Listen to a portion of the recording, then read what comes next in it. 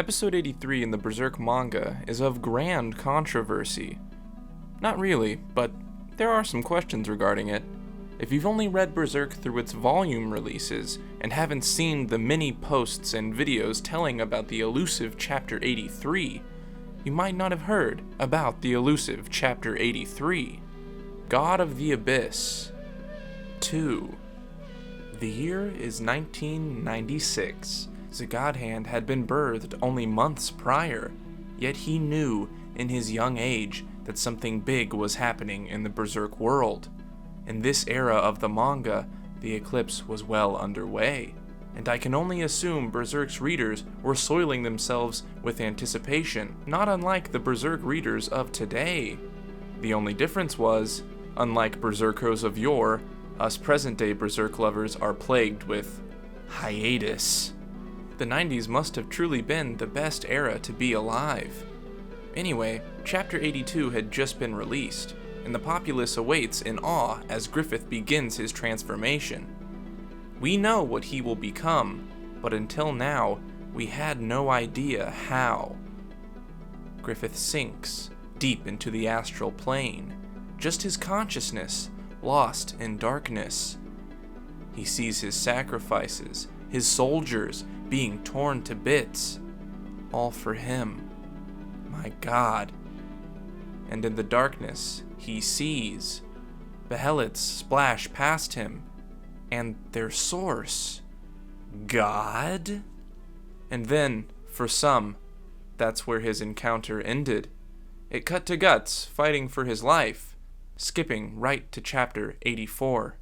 But originally, the young animal reader back in 96 would have seen something quite different. Griffith's eyes in shock at what he sees before him. A heart, a giant beating heart with eyes, wind rushing from its fleshy tubes. It welcomes Griffith.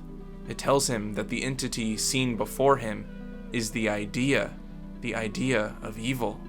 It explains the figure he sees is its core, and all that swirls around him is what makes up its form. The idea is everywhere.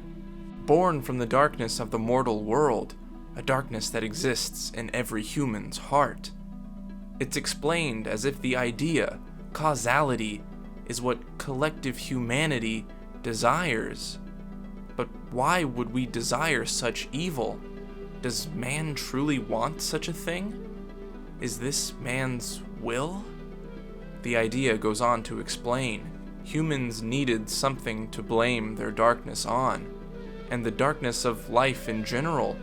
Pain, sadness, death. Man yearns for the reason they exist at all, reasons for the destiny that kept transcending their knowledge. So, man got what they asked for, a higher power. They unknowingly willed it into existence, and from that moment, every man's destiny was puppeted by this massive, fleshy god. At this point, Griffith wonders, this was all by your design? It was foretold Griffith would be born, and history was shaped to make it so, influencing consciousness, putting people where they needed to be so that Griffith would be where he was at this moment. By this explanation, perhaps Guts only existed for Griffith's sake. At this point, Griffith questions his maker once more. What do you want from me? And, to everyone's surprise, the godly force simply says, you do you. Griffith is now a part of this deep and controlling consciousness, and whatever he desires is inherently the desire of this divine being as well. And then, relishing in his new power, Griffith does the unthinkable. He asks for something so haunting that I can only describe it as the most unexpected thing I've ever witnessed. If so, I want wings. Whoosh. Griffith's transformation continues. The idea gives Griffith the form he desires, so that he can execute his will. And that's that. That was Chapter 83. The loriest of all lore dumps, completely blowing the lid off of Berserk's world. And apparently, this lid blowing was much to Miura's chagrin. He removed Chapter 83 in the volume releases due to it being so revealing. The actual god of the Berserk world? That's big. Perhaps too big.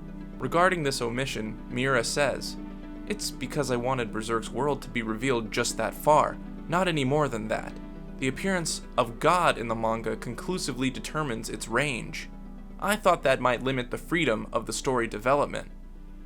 I myself don't know if the idea of evil will show up again in the manga or not."